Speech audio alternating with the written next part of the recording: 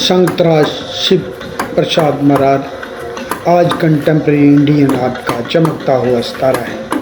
संतराज शिव प्रसाद महाराज जी मूर्ति लकड़ी की हो, या हो धातु की, या फिर पत्थर की, या टेराकोटा या सेरामिक की हो, संतराज शिव प्रसाद महाराज जी ने इन सब में महारत हासिल कर रखी है। आज वह अपनी कला के माध्यम से दुनिया भर में अलग अलग जगह जाकर अपना प्रदर्शनियां लगा रहे हैं और अलग अलग कैंप व वर्कशॉपों में पार्टिसिपेशन कर रहे हैं।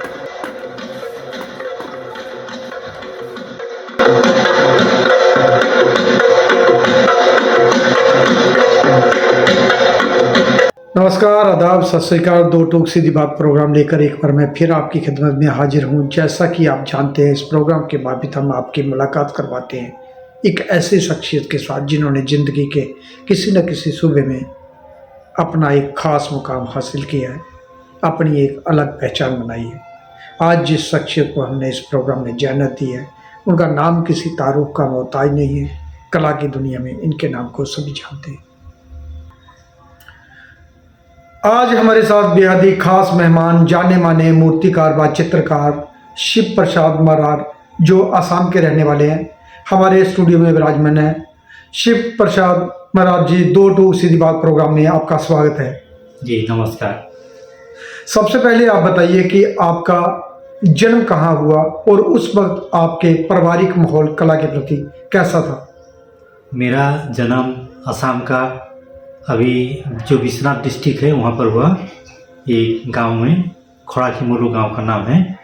और हम वहाँ के चाय बागान के जो कम्युनिटी है उससे बिलोंग करते हैं और गांव में ही मेरा पढ़ाई लिखाई हुआ। शिव प्रसाद महाराज जी, जब आपका बचपन में पीछे ले चलते हैं, जब आप स्कूल में पढ़ते थे, तो कब लगा आपको कि मुझे चित्रकारी ही करनी है? जहाँ चित्र पहला जो आपने बनाया वो कब और किन गुरुओं से सीख के बनाया? मैं तो सबसे पहले मैं घर में ही सीखा था। मेरे दीदी लोग, वो लोग चित्रकारी करते थे घर के दीवार पे।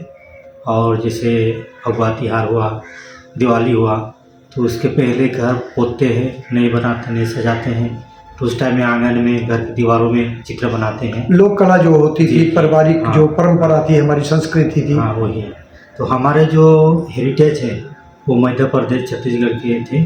तो मध्य प्रदेश छत्तीसगढ़ में जो चित्रकारी वो वॉल में करते हैं, जो दीवार पे, वही चीज़ असम के जो चाय बागान में भी वही करते हैं।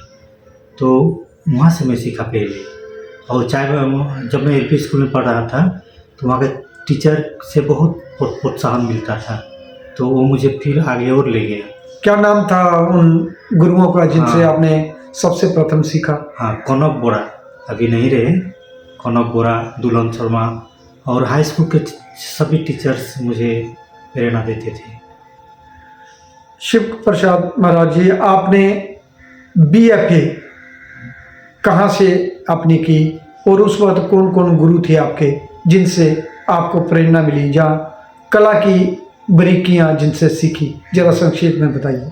BFA में गवर्नमेंट आर्ट कॉलेज गुवाहाटी से किया और उस टाइम मैं 99 में डिग्री कंप्लीट किया था। और उस टाइम मेरे गुरुजी थे कृष्ण गोस्वामी, पर्णबिंदु विकास धौर, अभी देहांत हो गए हैं उनका, और अतुल चंद्र बरुआ, नरेंद्र दास, कंदर्प शर्मा, ऐसे कई लोग थे गुरुजी जो BFA में जिनसे आपने कला की बारीकियाँ दी। फिर मास्टर भी आपने की हो, कहाँ से की हो और उस वक्त कौन कौन गुरु थे आपके जिनसे आपके कला की बारीकियाँ सीखी? BFA के बाद मैं खैरागढ़ का इंदिरा कला संगीत यूनिवर्सिटी में आया और वहाँ पर हमारे जाने माने कलाकार शिव प्रसाद चौधरी जी हमारे गुरुजी थे। और उनसे मैं काफ़ी कुछ सीखा, जैसे मेटल कास्टिंग, सिरामिक्स वगैरह, वुड कार्विंग का नया नया कौशल, फाइबर ग्लास का, खास करके मेटल का काम हुआ, बहुत सारे में सीखने को मिला सर से। और जहाँ तक मुझे याद है कि वहाँ खेड़ाघाट जाने से पहले आप मेरे से मिल के गए थे। जी मैंने शायद आपको जी, खैरागढ़ में आपसे शांति निकेतन में आपसे मुलाकात हुआ था। और आपका जो प्रेरणा, कहाँ जाना है, क्या करना है, उस टाइम में क्या होता है, हमारा मन कुछ करने के लिए हम घर से निकल के आते हैं, तो इसी टाइम में आपको जो मिला, तो उस टाइम में आपका जो प्रेरणा था, आपका जो परामर्श जो दिए थे, मेरे लिए सबसे बहुत बहुत बड़े थे। हाँ, उसके बाद बहुत सारे जो लड़के होते हैं वो कुछ निराश होते हैं, जहाँ उनको एडमिशन नहीं होता, जहाँ वो सोच नहीं पाते कि मुझे वहाँ बहुत बड़ा कंपटीशन था शांति निकेतन में, सबको लेना, सबको एडमिशन मिलना ये संभव नहीं होता था। तो वहाँ आदमी हार जाता है कि मुझे दिशाहीन हो जाता है कि किस दिशा में जाना और कहाँ जाऊँ। तो तब उस वक्त आप हाँ, उसी टाइम में आपको मिला था। और कई टीचर्स वहाँ के जो नुमाइंदा है उन्होंने भी मुझे बहुत प्रोत्साहन दिया। फिर आपने जर्नी शुरू कर दी। जी जी, खैरागढ़ आया, खैरागढ़ में आके चौधरी सर, वो आपके लिए बहुत अच्छा हुआ, आपको बहुत सारा वहीं से आपने ज्ञान प्राप्त किया और आज भी आप उन्हीं प्रेरणा से अपना कार्य कर रहे हैं। जी। शिव प्रसाद महाराज जी, आप किस विषय को लेके अपना कार्य करते रहे और कौन कौन से माध्यम व तकनीक उसमें इस्तेमाल करते हैं ज़्यादातर? फिलहाल तो मैं सभी माध्यम में काम करता हूँ, लेकिन असम में क्या है, जैसे स्टोन वहाँ नहीं मिलता, तो जो अवेलेबल है वहाँ पर वुड है, टेराकोटा, तो ज़्यादातर मैं टेराकोटा और वुड में काम करता हूँ। असम में, मैं गुवाहाटी में हूँ अभी, तो उधर वही वुड और टेराकोटा से ज़्यादा काम होता है। और कभी कभी मेटल डोगरा कास्टिंग कर लेते हैं जब मौका मिले तो। आप वुड में ज़्यादातर किस टाइप का काम करते हैं और कौन कौन सी वुड होती है? ज़रा हमारे जो चाहने वाले हैं, जो जब देख रहे हैं, उनको भी कुछ ज्ञान प्राप्त हो। हमारे लोकेलिटी में जो कटहल का है, खमार का, शैगुन का और साल का लकड़ी, ये सब ज़्यादा होते हैं। अभी तो मेरे पास कटहल का लकड़ी है और कटहल का मैं काम कर रहा हूँ। गंवार भी असम में बहुत होता है, गंवार का लकड़ी बहुत सॉफ्ट होता है और कटहल का उसका टेक्सचर भी अच्छा है और काटने में भी मज़ा आता है उसमें, और देखने में भी अच्छा है टेक्सचर। तो मैं ज़्यादातर कटहल का पसंद करता हूँ। उसके बाद सैगुन का लकड़ी भी बहुत अच्छा है। और किस तरह के आप जो कार्य करते हैं, वो जो काम करते हैं असेंबल होता है, जहाँ उनको एक पीस में ही होता है, उसके बारे में बताइए। हाँ, मेरे तो असेंबल भी होता है, एक पीस पे भी होता है, और कभी मैं स्क्रैप मेटल और वुड का दोनों का असेंबल भी करता हूँ, और मेटल कास्टिंग करके उसको वुड के साथ डिस्प्ले उसे भी करता हूँ। और मेरे सब्जेक्ट के बारे में बताऊँ तो चाय बागान के जो स्ट्रगलिंग लाइफ है उसके बारे में ज़्यादातर काम हुआ है। 90-80% लगभग चाय बागान के स्ट्रगलिंग लाइफ के ऊपर। जो ट्राइबल लोग हैं वहाँ के, उनके बीच में ही रह के आप काम करते हो? बीच में रहता हूँ। हमारे गांव के घर भी ट्राइबल लोगों के बीच ही हैं। दोस्तों, आइए एक नज़र डालते हैं शिव प्रसाद महाराज जी के बनाए मूर्ति शिल्पों पे, व चित्रों पे एक नज़र इस तरह। जनाब संतराज शिव प्रसाद महाराज की पैदाइश 6 दिसंबर 1972 विश्वनाथ चाराली जिले के खड़ीसीमुल ग्राम प्रांत आसाम में हुआ। आप एक साधारण परिवार से ताल्लुक़ रखते हैं। आप जी की वालिद साहब स्वर्गीय परशुराम महाराज एक किसान थे और माता स्वर्गीय प्रतिमा महाराज एक कुशल गृहिणी थी। परिवार में 4 भाई और 5 बहनें हैं। परिवार में सबसे छोटे होने के कारण आप जी की ज़्यादा लाड प्यार से लालन पालन हुआ। परिवार में ट्रेडिशनल चित्रकला का पहले से ही माहौल था। आप जी की पढ़ाई लिखाई ग्राम के सरकारी स्कूल में ही हुई और उसके बाद आप जी ने अपना रुख कला की ओर किया और अपनी बैचलर ऑफ फाइन आर्ट की पढ़ाई मूर्ति कला government college of art and craft Guwahati से स्नातक की डिग्री प्राप्त की और उसके बाद मास्टर ऑफ फाइन आर्ट की पढ़ाई इंद्र कला संगीत महाविद्यालय खेड़ागढ़ छत्तीसगढ़ से की। संतराज शिव प्रसाद मरार ने कई स्टेट व नेशनल और इंटरनेशनल प्रदर्शनियों में भी भाग लिया और कई स्टेट नेशनल अवार्ड से भी इनको नवाजा गया और अलग अलग जगह जाकर कई वर्कशॉप सिंपोजियम और डेमो की क्लासें भी अक्सर करते रहते हैं। जनाब शिव प्रसाद संतराज ने अपनी जर्नी, चाहे वो क्ले मॉडलिंग हो या फिर किसी अन्य धातु, मिट्टी, प्लास्टर, सीमेंट या फिर अलग अलग तरह के कई भी फंक्शन होते हैं, उनमें वह अपनी कविता का सम्मेलन भी अक्सर करते नज़र आते हैं। वे चाहे कोई भी अनुष्ठान हो उसमें बराबर की हिस्सेदारी रखते हैं। शिव प्रसाद महाराज जी की कई एग्जीबिशनें इंटरनेशनल लेवल पे भी हुई और कई स्टेट लेवल पे तो अक्सर वो दिखते ही रहते हैं। उनकी प्रदर्शनियों में एक अलग तरह की कला की झलक नज़र आती है, चाहे वो पत्र पत्रिका हो या न्यूज़पेपर हो। अक्सर उनकी लेखनी या उनके कार्य के बारे में छपता रहता है। आज वे ललित कला अकेडमी के चेयरमैन श्री नागदास जी से भी मिले और अपनी प्रदर्शनियों के बारे में उन्होंने कई सारी चर्चाएं की। आज वे फील्ड में कई सीनियर कलाकारों से बातचीत करते रहते हैं अपने कला के बारे में और अपनी प्रदर्शनियों में अक्सर सीनियर व जूनियर कलाकारों से मुलाकात करते रहते हैं।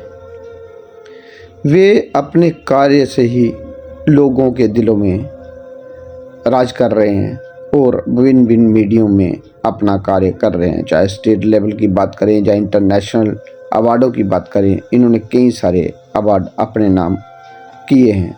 आज वे फील्ड में ही अपना कार्य कर रहे हैं। शिव प्रसाद महाराज जी, अब तक आपने कहाँ कहाँ प्रदर्शनियाँ की और उनके बारे में ज़रा संक्षेप में बताइए। प्रदर्शनियाँ में बहुत सारे किया, तो उतना ज़्यादा लिस्ट में बता नहीं पाऊँगा, लेकिन आर्ट कॉलेज में जब तक आया तो हर साल हमारा ग्रुप शो होता था गुवाहाटी का जो स्टेट आर्ट गैलरी है उधर पे। और उसके बाद मैं जो मेजर बताऊँ तो all India fine art and craft society का जो एनुअल एग्जीबिशन है तो कई बार मेरा सिलेक्ट हुआ है, उधर अवार्ड भी मिला है। और ललित कला में भी कई बार कम से कम 7-8 बार सिलेक्ट हुआ है और कई जगह में ऑल इंडिया में एग्जीबिशन लगा है। और हमारे ग्रुप एग्जीबिशन भी हम लोगों ने बहुत जगह किए हैं और असम के बाहर और हमारे देश के बाहर बांग्लादेश में भी हम लोगों ने शो किए हैं, भूटान में किए हैं। इसे कई नेशनल इंटरनेशनल एग्जीबिशनों में आपने पार्टिसिपेशन किया। जी। शिव प्रसाद महाराज जी, अब तक आपने कौन कौन से स्कॉलरशिप या फेलोशिप या अवार्ड अपने नाम किए, ज़रा संक्षेप में बताइए। स्कॉलरशिप या फेलोशिप में लिया नहीं अभी तक, क्योंकि आप जॉब में हैं तो अप्लाई नहीं कर पाते। हाँ, जॉब में लगा हूँ इसलिए सब नहीं हो सकता। तो अभी आपने बताया कि आपको आईफेक्स का अवार्ड भी मिला है। हाँ, जैसे कई अवार्ड मुझे मिल चुका है, जैसे आईफेक्स का मिला है। आईफेक्स में जो डिजिटल प्रिंट का जो एग्जीबिशन लगा था उसमें मुझे फर्स्ट अवार्ड मिला था और स्कल्पचर में मिला था एक बार। और असम में एक है, वो लोग नेशनल वाइज देते हैं, कमल कुमारी फाउंडेशन, तो उसमें जो यंग आर्टिस्ट का अवार्ड मिला था 2013 में। और इसे हमारे लोकल में कई अवार्ड मिला है नॉर्थ ईस्ट लेवल में। शिव प्रसाद मरारा जी, अब तक आपने कौन कौन सी वर्कशॉप व सिंपोजियम या किन किन संस्थाओं के साथ आपने डेमो या वर्कशॉपें की, जरा संक्षेप में बताइए। मैं सबसे पहले ललित कला अकादमी का वर्कशॉप किया और कई नेशनल वर्कशॉप भी किया, नेशनल लेवल का, स्टेट लेवल का और रीजनल जो होता है। और जो north east zone cultural centre, south central zone cultural centre और इधर नॉर्थ ईस्ट जोन, ऐसे कई 6-7 ऐसे वर्कशॉप किया कल्चरल सेंटर के अंदर। और बाकी स्टेट गवर्नमेंट के भी बहुत सारे वर्कशॉप सिम्पोजियम में मैं भाग लिया हूँ। शिव प्रसाद महाराज जी, कौन कौन से संस्थाएं सरकारी व गैर सरकारी जहाँ संग्रहालय हैं जिनमें आपका काम लगा हुआ है, जहाँ आपने कलेक्शन में लगाया है, जहाँ कहीं आपने कमीशन वर्क किया है, जहाँ जिन जगहों का भी आपने जिक्र किया वहाँ लगा हुआ है, ज़रा संक्षेप में बताइए। सबसे पहले तो मैं बताऊंगा ग्लासगो म्यूजियम यूके, उधर भी मेरे कलेक्शन है। और यूके में कई लोगों प्राइवेट कलेक्शन के लिए भी मेरे स्कल्पचर ले गए, स्कल्पचर और पेंटिंग दोनों यूके में काफ़ी जगह हैं। तो और ख़ास करके तो ग्लासगो म्यूजियम की बात बताना चाहूँगा मैं। और इंडिया में जैसे कलेक्शन जो ललित कला अकादमी में है कुछ काम, और इधर जो कल्चरल सेंटर है एंड असम में भी कई जगह प्राइवेट कलेक्शन में है, स्टेट गवर्नमेंट में म्यूजियम में कलेक्शन है, और ऐसे कई जगह मतलब कलेक्शन में रखे हैं। शिव प्रसाद महाराज जी, आप काफ़ी अरसे से दिल्ली में और ललित कला अकादमी रीजनल सेंटर में अक्सर आते रहे हैं काले टाइम से जी। और आपको तब से और अब तक क्या जहाँ परिवर्तन दिखा और इसमें बेहतर बनाने के लिए आपके क्या सुझाव हैं? जब आप आते रहे तो जहाँ के कलाकारों से कैसा बिहेव रहा आपका, और वे किस ढंग से आपके साथ बात करते थे, ज़रा संक्षेप में बताइए। जी, क्या है, मैं जब भी मौका मिलता है मुझे नौकरी से या कुछ भी काम से, मैं अगर दिल्ली आया तो कम से कम मैं ललित कला हो या कोई भी आर्ट का संस्था, आर्ट गैलरी हो, क्या क्या कहाँ कहाँ हो रहा है, मैं सब घूम कर देखता हूँ। क्योंकि हमें रीजन में जो स्टेट में ये सब मिलता नहीं, तो यहाँ मौका मिलता है। हमें यहाँ सेंटर जगह है, राजधानी है, यहाँ तो सब कुछ मिलता है। तो बहुत कुछ सीखने को मिलता है, देखने को मिलता है, आर्टिस्ट लोगों से बातचीत होता है। और गढ़ी तो जब भी आता हूँ गढ़ी आना होता है और यहाँ के कलाकार लोगों से मिलता हूँ, जुड़ता हूँ, अच्छा लगता है। कई दोस्त भी हैं, दिविदा है और इधर प्रशांत है और बहुत सारे लोग हैं, तो सबसे मैं मिलता हूँ, अच्छा लगता है। और देखता हूँ इधर बहुत सारे काम हो रहा है और भी संभावना है। इधर अभी ललित कला में हमारे जो चेयरमैन सर हैं, मेरा गुरुजी रहे खैरागढ़ में, तो सर से भी बहुत उम्मीद रखता हूँ मैं। उन्होंने खैरागढ़ में जैसे उन्होंने हर स्टूडेंट, अभी हम जहाँ जाते हैं खैरागढ़ के स्टूडेंट के नाम सुनते हैं। नाम इसलिए सुनते हैं कि काम अच्छा करते हैं। काम कैसे करते हैं, अच्छा गुरुजी है तो अच्छा काम सीखे, अच्छा काम करते हैं। तो नागदा सर से हम उम्मीद करते हैं, जब ललित कला में जब उन्होंने चेयरमैन के सीआर में जब बैठे हैं तो बहुत कुछ और अच्छा होगा। जितना कुछ हम अभी देख रहे हैं उससे भी बहुत अच्छा होगा।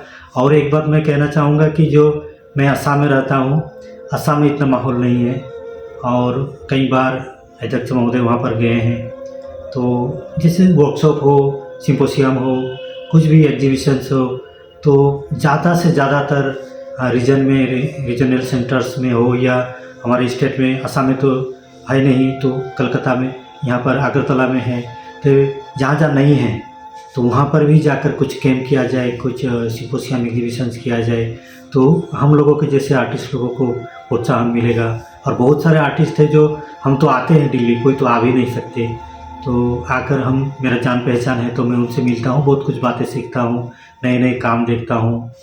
तो बहुत लोग हैं उनको ये चांसेस नहीं मिलते हैं, तो उनके लिए मतलब एक जरिया बन जाए, काम का माहौल बने, इसके लिए ललित कला मैं रिक्वेस्ट करूँगा कि कुछ करें हमारे लिए, सोसाइटी के लिए।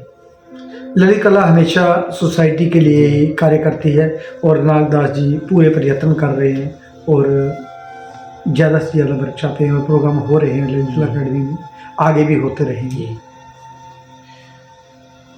शिव प्रसाद महाराज जी, दृश्य कला के अतिरिक्त और कौन सी ऐसी कला है जो आपको प्रभावित करती है, जो अच्छी लगती है, जहाँ आप उस कला को अक्सर करते हैं? जरा संक्षेप में बताइए। मैं तो पहले मैं अभिनय करता था, तो अभिनय छोड़ के मैं आर्ट में चला आया और ड्राइंग करते करते कभी मैं कविता लिख लेता हूँ, तो इस सब में रुचि रहता है। और कविता के बीच अभी मैं कुछ आसाम में जो all Assam fine art and craft society है, वहाँ एक मैं मैगज़ीन का काम कर रहा हूँ, जो पत्रिका एक साल में निकलता है, उसका मैं सेक्रेटरी हूँ। तो मैं कुछ लिटरेचर फील्ड में भी कुछ काम कर रहा हूँ, जो आर्ट को जो वहाँ लोकल एरिया में जो फेमस करने के लिए, पब्लिक में उसको जनप्रियता उसको बढ़ाने के लिए हम बहुत सारे प्रोग्राम करते हैं। तो बच्चे के साथ जो एक्टिविटीज़ है ये सब भी मैं करता हूँ उधर हमारे फाइन आर्ट सोसाइटी के जरिए। तो इस तरह मैं बिजी हूँ काम में। कभी तो हम गांव में जाके नाटक, बच्चे को लेकर नाटक भी करते हैं, नुक्कड़ जोड़ते हैं उसमें। कभी भी कुछ भी आसाम में ओजी पाल होता है जी, और यात्रा होता है। यात्रा होता है, वो तो लोअर असम में है। इसे में बिजी हूँ। शिव प्रसाद महाराज जी, आप जॉब भी करते हैं और अपना कार्य भी लगातार करते हैं जी। दोनों कर पाना मुश्किल होता है, और मैं तो कहूँगा कि बहुत लोग हैं, मैं देखा है जब नौकरी करते हैं तो कलाकारी करना छोड़ देते हैं।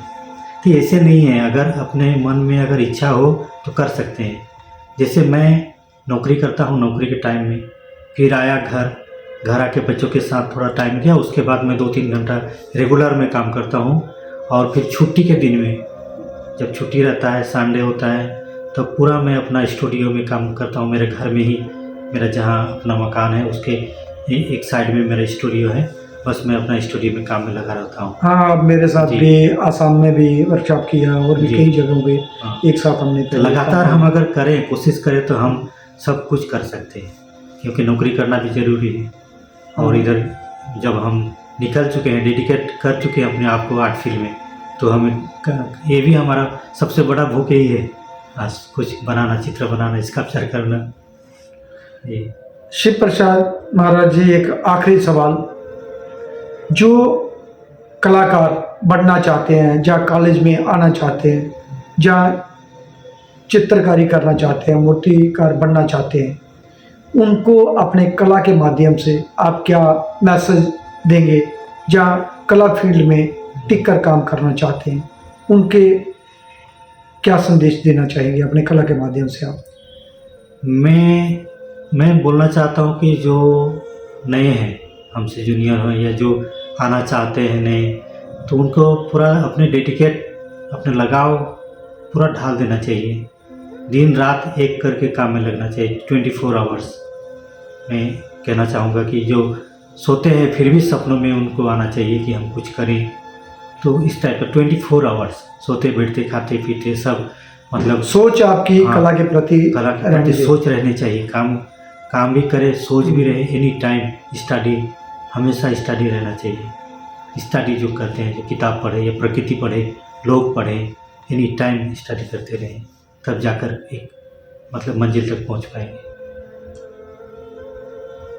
धन्यवाद शिव प्रसाद महाराज जी, आप 2 टूक सीधी बात प्रोग्राम में आए, आपके बारे में जाना, आपकी कला के बारे में जाना और आप पे कला की चर्चा हुई।